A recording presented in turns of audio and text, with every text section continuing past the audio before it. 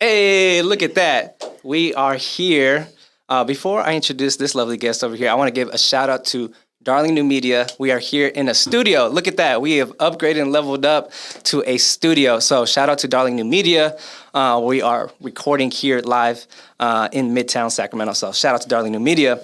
We are here, Lead Up Podcast, a leadership podcast connecting with diverse leaders to learn more about their leadership journey and how you can level up your leadership game. And without further ado, my lovely guest to my left, Jade Rodgers. What's up, Jade? Hi. How you doing? Nice gigs here, huh? I'm loving it. Yeah, The it's color dope, right? scheme for me. So thank you, Jade, for making some time to do this. Of I know course. we've been talking about it for a long time, Yeah. but the timing worked out great in terms of just where you are in your life in this season, I think, and just which is another reason why I was like, let's come back to this, let's talk about it. But before we kind of get into some questions, who is Jade Rodgers? Tell me 60 seconds in a nutshell. Who is Jade? A loaded question. So I am originally from Sacramento, California, and had a huge dream to leave Sacramento, California, and I sure did. Went to college in Minnesota, graduated with reconciliation studies, which is basically conflict resolution on a systematic level, and psychology. Through that experience, I was able to go to South Africa, and while I was there, I was able just to really understand how systems work when there's a huge legal system of oppression that has happened, apartheid. And through that experience, I was able just to really realize, I'm like, okay, I want to stick with education, just because of the opportunities. When I was in South Africa, I saw how much the young people there wanted to be educated.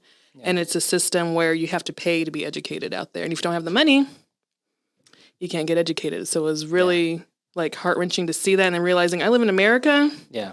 And there's so much free education. And so I wanted to bring back that experience. And so, of course, I went to New Orleans. Why not, a few years after Hurricane Katrina hit. Yeah. And I was able just to work in the schools down there, working as doing mentorship programs, doing STEM programs, really working with students. And I know you said 60 seconds, so it's going to be a little bit longer. Yeah, hey, this is your time. This is what happens after, a long period of time where we haven't done podcasts. So you have all the time. I have all the time. Yeah. But while I was down there, specifically in New Orleans, besides the trauma of Hurricane Katrina, what did that bring into the schools? Yeah. Number one, you have a lot of older students. So I had like a 19-year-old freshman, and that was very common. Wow. High school. High school. Right. Yeah. And then it was super violent down there. By the time I left, I was there for about 5 years, and I lost at that time, 25 students to gun violence. Yeah.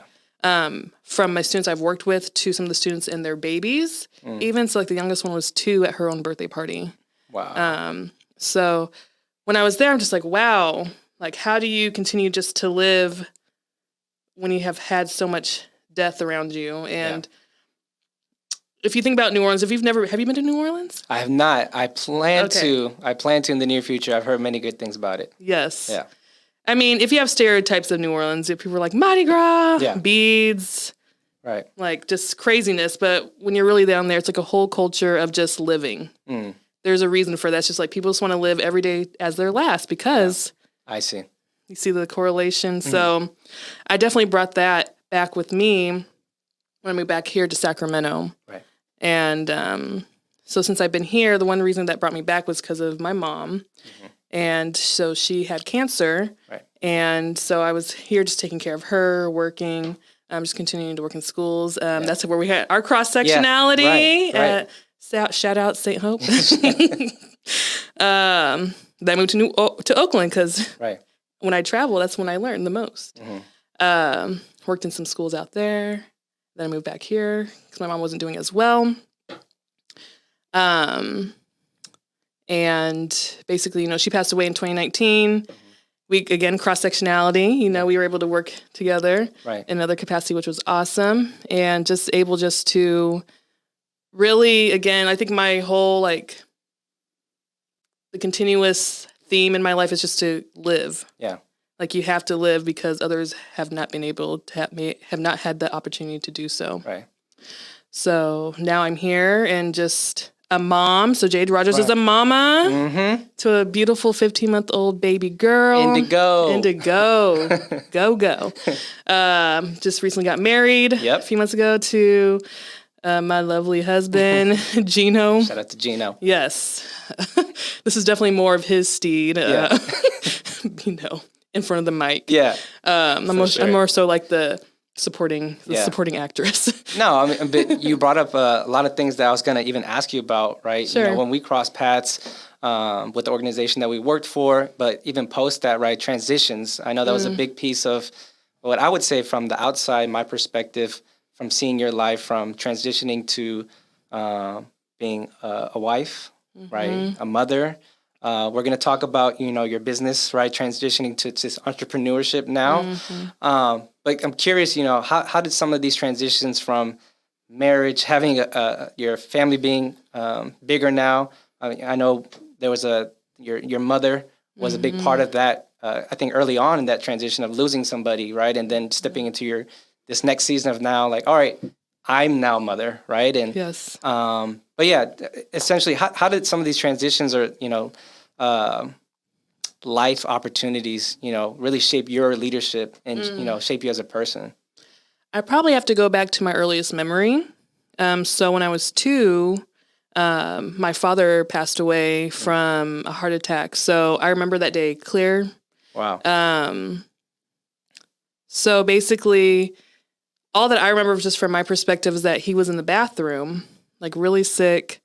And he said, "Jay, go get some water." I'm like, okay, I don't know what's going on. Right. And then by the time I come back, there's paramedics in the bathroom. Wow. And they told me to get out of the way. And then fast forward in my memory, I'm at a hospital, and I don't know what's going on. Right. And then fast forward again, it was the day of the funeral. And what's today? Today the 18th? Yeah. My dad would have passed away tomorrow. Whoa.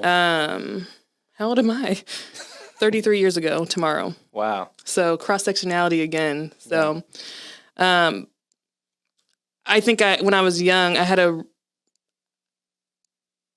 learned that I had to have different roles than just being a kid. Gotcha. And this is another reason why I was in education, because I realized I had a lot of the same story that a lot of young people have. Yeah. Besides just being a kid, we had to deal with death at an early age. How do you deal with that? Then you have to, if it's a parent especially, it's like, how do you don't want to, but you have that, that stigma, you have that hardship just to care for your parent. Yeah. So I felt like that as well. And so transition has always been a part of me. Yeah.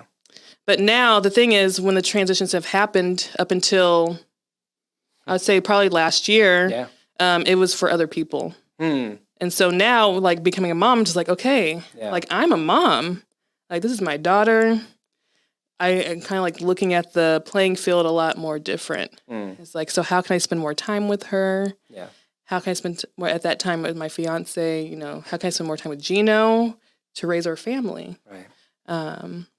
And knowing that I can't do that separate from being in the workplace. Like, I'm going to show up as Jade Rodgers, outside of work and inside of work. And a lot of times I've talked to people how they feel like they've had to turn that part off of them. But I'm like, you can't. Yeah. And I realized that I'm like, I can't turn that off. And I just had to be in the place where I'm just like, okay, what's really important to me right now?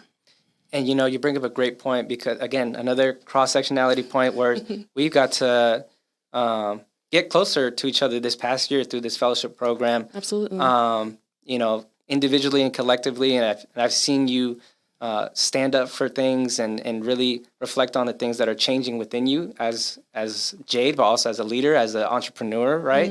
And you bring up this word equity often, right? Along with some of our other cohort members. But I'm curious to hear from you, why is equity so important to you as part of your leadership?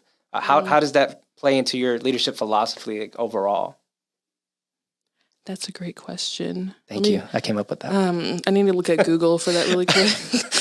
Just kidding. Oh, man. South Africa. It's always going to be South Africa for me. Yeah. I didn't know what the word was for equity when I was a senior in college, but I just saw it all around me. So I had the experience of when I went to Johannesburg. So I was mostly in Cape Town, but I took an externship for a month in Johannesburg. Got it. So during that time, I literally was put into these places where I had to see the realities of two types of people. So like, for example, those that were Black Africans, what they were experienced with, and then those that were other, because that's literally what it is. Like if you're Afrikaner, which is like the whites, colored, which is the mixed race, Indian out there as well. Gotcha. So I went to a shelter.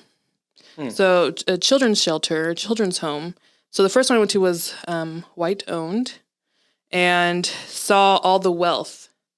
They had about 74 young people in the space, mostly babies. And they told me that they would adopt the kids out of the country, mostly in Europe. And then literally 10 minutes down the road, I'd go to a Black-owned children's home. Nothing. Like, they're not getting any money from the government. Like, the same type of food every day. A lot of older kids, which I think is a narrative all over the world. Yeah. It's a lot harder to adopt out. It's like when the kids get older. Yeah. Next day, I went to a school, and so I went to a more wealthy school. So most of the schools out there are privatized, and so you have to pay money to go to the schools. Uniforms, nice campus landscape. Again, about 20 minutes down the road was a Black-owned school. I can tell that they just like literally built it. And kids all in one room, dirt floors. I talked to the principal. She said the kids need to get educated. Our school's not official. It's not an actual school because the state wouldn't certify them. Yeah. But she's like, these kids need to learn, and they don't have the funds to do it. So I said, well, so how are you getting funded just to do? She's like, I'm doing this for free. Wow. But those kids were so happy to learn and to be there because they know what education can bring just to the situation that they're in. Wow. Mind you, this situation, man, how long ago was this? 2008. Yeah. Like wow. This has stuck with me for a very long time, that experience. And I still talk to people that I've met out there because of, social media has kept people in contact. So just through those experiences, that's when I learned about, like, that's how I experienced equity and inequity. And it's just like, how do you bring those that are in equity? How do you bring them just to the level of resources? Like, that's really what it is. Like, how do you give them to these resources for them just to have that life experience change? Yeah. And I realized, like, that's super... It has to happen on a systematic level. It has to happen on a personal level. It has to happen at the community level. Yeah. But there just really has to be a transparent conversation about it. Yeah. Because there's so many things that, just living here in Sacramento. Yeah. Obviously education. There's a lot of violence happening, a lot more so now. Domestic, community violence. Those that are displaced, that are homeless. Food insecurity. There's just so many things. It's kind of just like, where do you right. And one thing I've learned is that they're all connected. Yeah. So the question is, like, how do you tackle it all? Yeah. It's hard. Yeah. It's extremely hard. Why? Because it's systematic. Yeah. So I realized, because like it's so huge and it's so historical, and there's like healing that needs to happen within that, and there needs to be some really tough conversations. And that was another thing in South Africa that I learned too, through the Truth and Reconciliation Commission. Yeah. In order for the cops that did a lot of the violence during apartheid, they had to ask for forgiveness from the families of the people that they've harmed and killed. Wow. And the thing that was just so amazing, so basically the families had basically they were like the judge within their own situation. So after the person would say like how they created harm, the families, it was up to them to say like, you're going to go to jail or you're getting amnesty. So you did this because of the system. Yeah. Every single one of them, no one went to jail. So, like, that was my first time seeing it on a systematic level. Yeah. Now, there's still a lot of stuff going on in South Africa, like, no doubt, because it takes time just to have some change. And then people put their own policy. There's, like, a lot. It's so, like, oop, let me not touch that. So intertwined.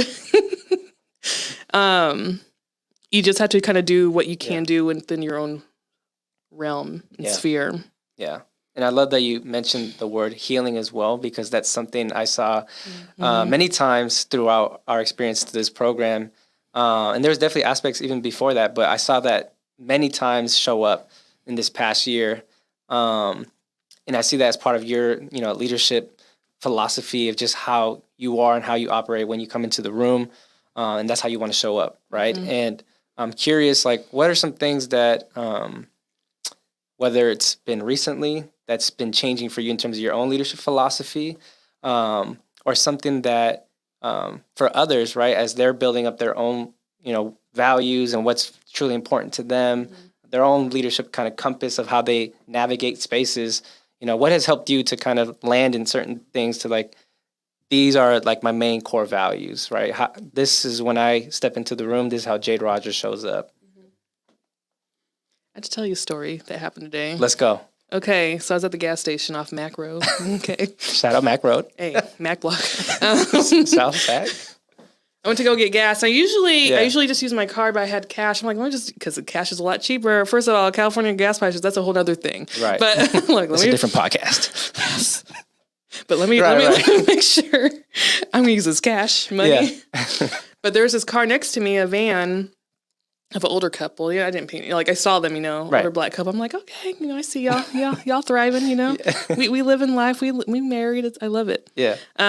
So when I was walking out, the wife was in the car and she motioned me over.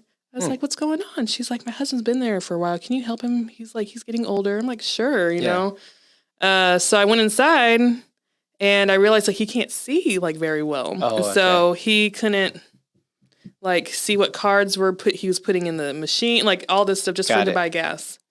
So I went back out. I said, hey, I let him know, I'm like, hey, like your wife is just checking on you. Like, are you okay? Like, what do you need help with? And he told me. And so I went back out to the car. I'm like, do you want me to bring you inside? She had a wheelchair. I'm like, I got you. Like, wow.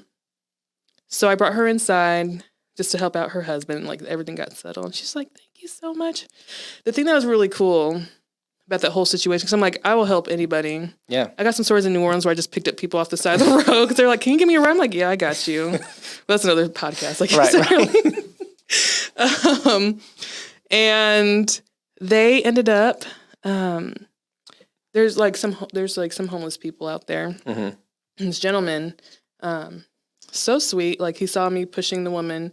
He like opened up the door, so we can get into the gas station, and helped us with the door out. Like I had to use that example because it just happened today, and like I'm like, that's community. Yeah. And that's a huge part of my core values. She's trying to give me money. So I'm like, nah, like no, like this is what I'm supposed to do. Like you're my elders. Like I'm supposed to, serve you wherever I can. Yeah. So what ended up happening is she wanted me to give the money to the person that helped us at the door. So like you see, like just the reciprocation. Yeah. Of when you do community. Yeah. That's what happens. It uplifts everyone. And so when you're uplifting everyone, my philosophy is Ubuntu. Mm-hmm. Good old South Africa again. Explain what Ubuntu is for those that don't know what Ubuntu is. So basically just a sentence is like, I am because you are. Yeah. So if you are down, like I'm down, but then, we're going to bring each other up. If I'm uplifted, if like I graduated, you graduated too, because you helped me like somewhere along that path, you helped me get to where I'm supposed to be. Right.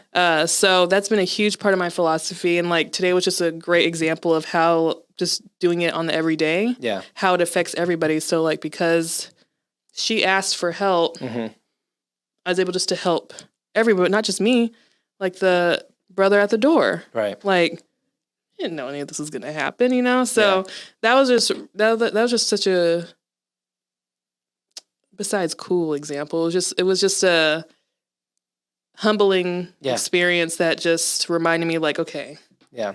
I'm human. This is what humanity is about. Right. Just those little moments, just bringing us together. Yeah. So I would definitely, for me, I just want to bring that into the workspace, wherever workspace I'm in. Yeah. Because like that is like the core of who I am. Yeah. And I'm glad that you saw that in our leadership program. Yeah. It was a great experimental process. I mean, really, it really was, right? There were many opportunities to experiment and trial and error, but you know, I think personally, and I know you can possibly agree to this, but it made us better. It made us to like be more comfortable in those, like, let me just put myself out there.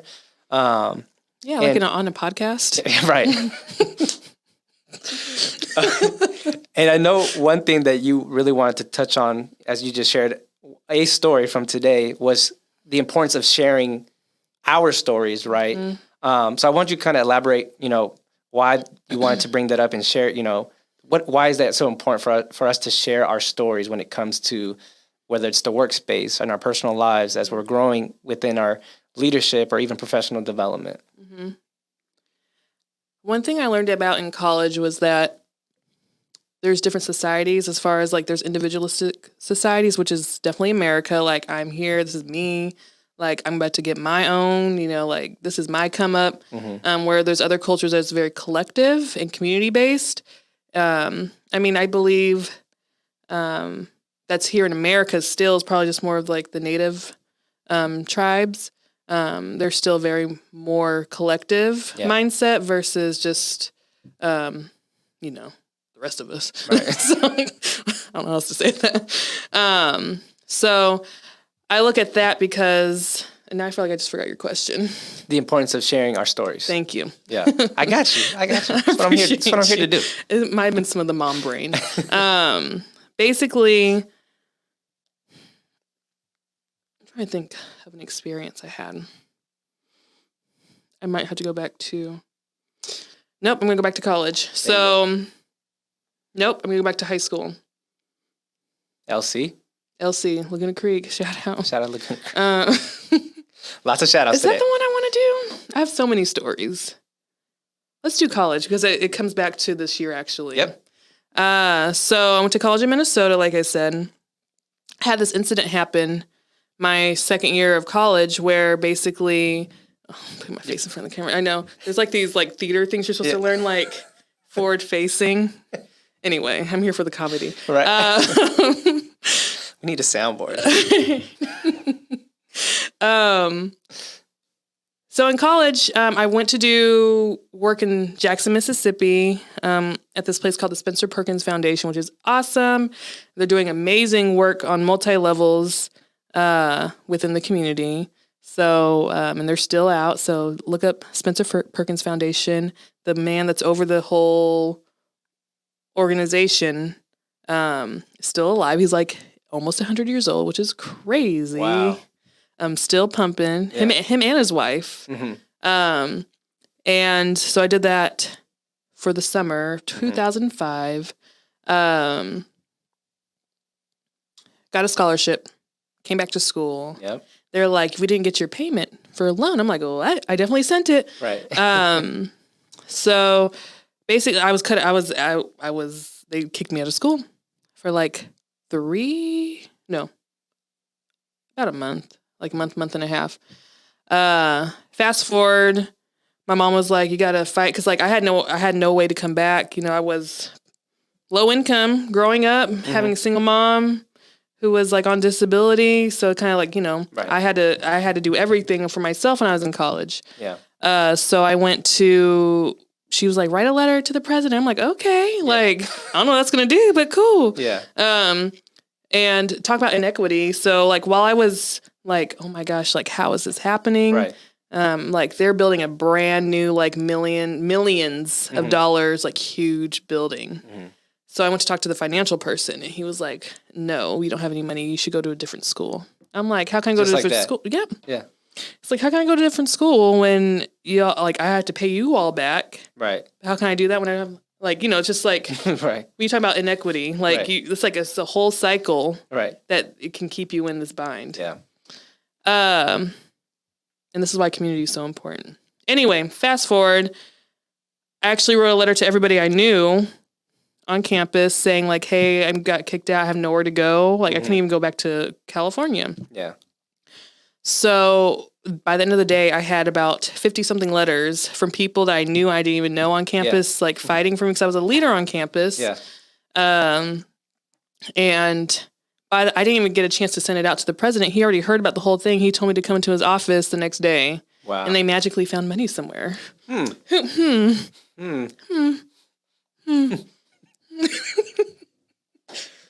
But fast forward to this year. Right. I've been able to go to grad school because since they found this money, but they said, I have to owe it back. And of course I graduated during the year of the recession. Shout out AmeriCorps. Thank you. Shout out to AmeriCorps. Right. For employing me. Appreciate that. I mean, volunteering me. I apologize. Stipend life. Stipend life. Hashtag stipends. Yes. I mean, but then what ends up happening, which was great. Like I was able to be indoctrinated into the nonprofit space and into the nonprofit world. But we know they don't be paying us in the nonprofit world that much, because we're servants of the world. We are here to serve. Yes. Don't worry about that paycheck. So going to say that I wasn't able to pay back the money, that was the whole thing. Right. So I ended up. But that took what? How long? I graduated in 2008. Right. And I just got my transcripts released in March of this year. Yeah. So because of community. Right. So I knew I wanted to go back to college because I finally figured out what I wanted to do. But since my college was holding my transcripts, I was just stuck. Yeah. So I had a group of people, allies. Shout out my allies. They created a whole GoFundMe page for me and went out, literally got all the money I needed in less than a week. Wow. So the thing that was really powerful about that particular moment was, number one, I was able to lean into my community. Yeah. People that had more resources. Yeah. And the resources may not have been like money from their actual pockets, but the fact that they had their skin, the power of their skin, the power of their connections that they had, the power of just all the, just of all these things. So I never seen anything work so fast. And I'm hoping, for me, I'm really big about systematic change too. So I'm hoping that because of this happening, and I did find out there's a lot more students that went through what I went through, a lot. I can imagine, more. A lot of them were students of color. Some of them reached out to me on Instagram because they heard about the story. Yes. Wow. And so some of them were just recent graduates. So some were like, please, help. I'm in the same situation. Yeah. Others were just I'm just going to pay, whatever. Mm-hmm. This was the contract. Yeah. So I think for me, it was hard because it was the added layer of it being a religious institution, a Christian institution. Right. And so for me, and this goes to what we were talking about earlier, how can you, I know it's a business. Yeah.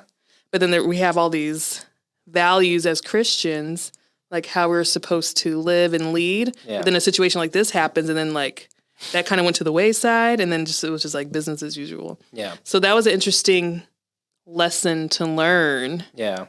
As far as humans.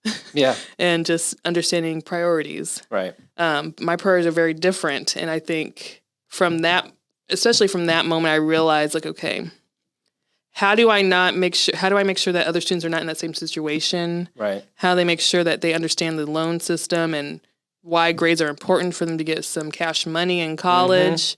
So they're not paying it back. Right. And just the practice of turning in stuff. So it's I saw an article about how they want to get rid of homework. I'm just like, okay. And like, homework's just like whatever. But it's like, that's not really what the homework's about. It's really instilling this habit of getting assignments in on time. Because I'm like, I'm working. Yeah. You're working. We still got to get assignments in on time, or else we're not going to get our A plus, our paycheck. So I'm realizing now that I'm a mid-30s. Just realizing. Just rewind. You said the age earlier, but it works. Realizing that all these things growing up, like what it was for. Yeah. What the purpose of it was for. Yeah. So. And I know you mentioned having a job and business, and even fast forward now, something very exciting. You started your own consulting business. Sure did. Tell us the name of it. Tell us what it is. What led you to do that? Because like I mentioned, there was a time where, our paths crossed where we worked together, unfortunately transitioned out. And I know there was a gap, right? Even when COVID hit, that just added more stuff. But to now fast forward to see you here and things are coming out your way. So yeah, tell us the name of the consulting business, what led you to it. Just tell us, what are you doing right now? I'm doing it all, Renato. You hear that? She does it all.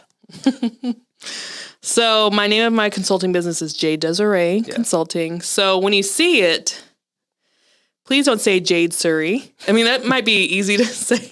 It's basically a combination of my first and middle name. Yeah. Jadesiree, and I realized the DE was like the same. I was like, okay, I see what you did, Mom and Dad. Okay, that was smart. So Jadesiree Consulting, my specialty is with education and community-based nonprofits that specialize with youth and family and women's services. Why them specifically? Because that's what I've had all of my experiences in. Right.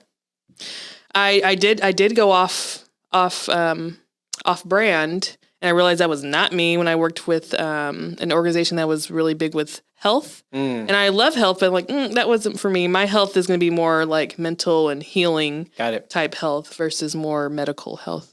Got it. And that was a good lesson to learn. Yeah. Because I'm like, nope. Right. Now you know. Now I know. Right. So I started this organization in September of this year, and it was I need to go back a few months when I left the other organization, because it was the first time I left any organization. And it was really tough because I'm like, how do I say I need to leave? Right. I'm like, I just say I need to go. Yeah. Literally go in there, because, we're at a time, right, where people want to leave, need to leave for many different reasons. Mm-hmm. Like right now, as we're talking about, millions of people are leaving their jobs. Yes. So I know you can't speak for everybody, but, I think there's something there as that feeling of needing to leave, right? It's really, besides that's like taking a chance on yourself. Yeah. That's where it's kind of like, it's a time. It's a time for me to be trusting in me only, not trusting in someone else's system. And I'm 2.5 months in, and absolutely, that was the best move for me. Awesome. Number one, I have a lot more time with my family. Yeah. Where I was working before, just crazy hours. I had an hour a night with my daughter. I'm like, I can't do this. And besides that, I'm able I realized where I really wanted to insert myself. Mm-hmm. So my target audience is organizations that are Black and Brown owned.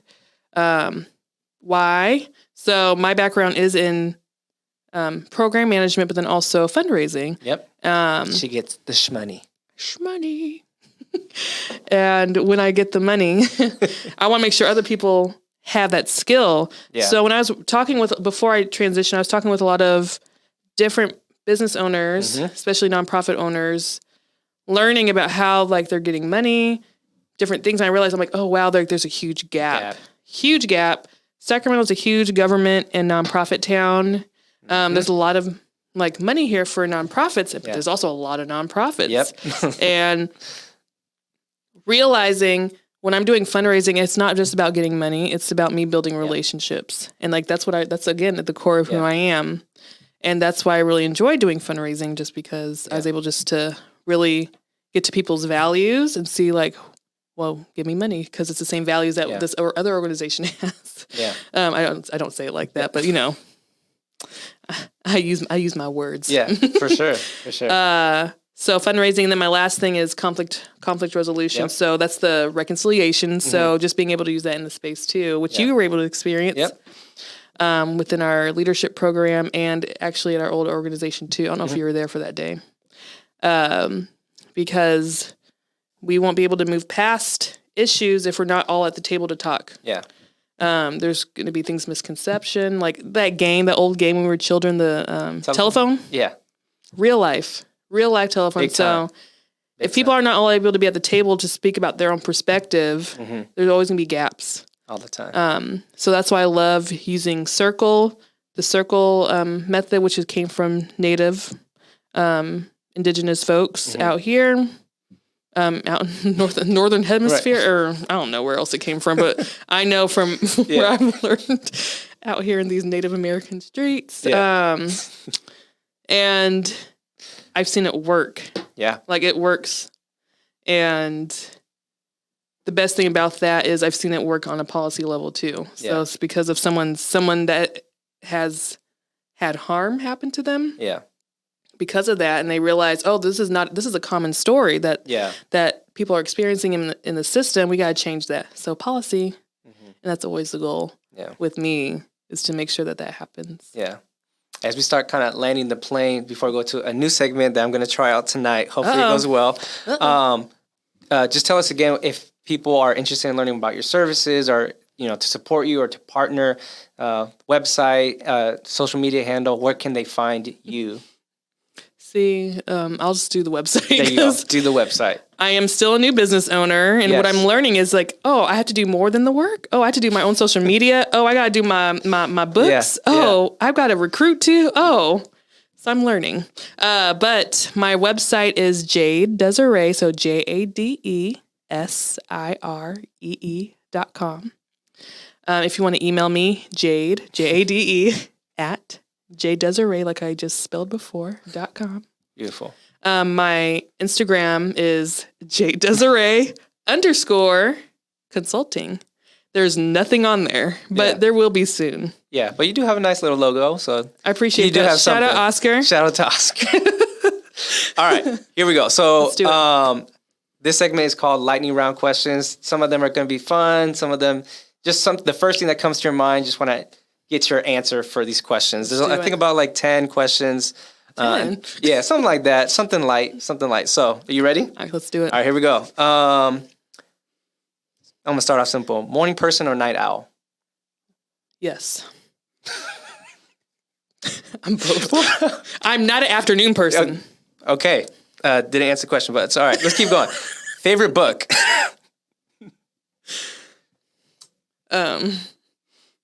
Jeremiah.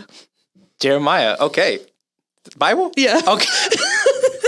I was like, artist or song that is currently on repeat? Ooh, easy. Yeba, My Mind. Yeba. I think it's Yeba. Yeba. Yeah. But yeah, that song is fire. Yes. Shout out to Yeba if you're watching this. Hit me up. Yes. Celebrity crush? I don't have one, actually. I know I'm not. I really don't. Come back. It's okay, like Family I'll come back Feud, to that one. Person who inspires you the most? Next. Pet peeve? Oh my gosh, when people like repeat themselves over and over again, and I just heard you. So like pet peeve? No, I'm just kidding. Must see show on Netflix right now. Oh my goodness, I'm watching Wentworth right now. What's that? It's like I feel like it's Wentworth. It's like I feel like it's probably the original Orange Is the New Black. Oh, okay. But it's based in Australia. Huh. Wentworth. Okay. I'm gonna put it on the queue. Favorite snack? Ice cream. Any flavor? Chocolate, anything. Chocolate. Okay. Chocolate or peanut butter, anything. All right, next question. Biggest lesson you learned this year? Take a chance on myself. Worst advice you've gotten?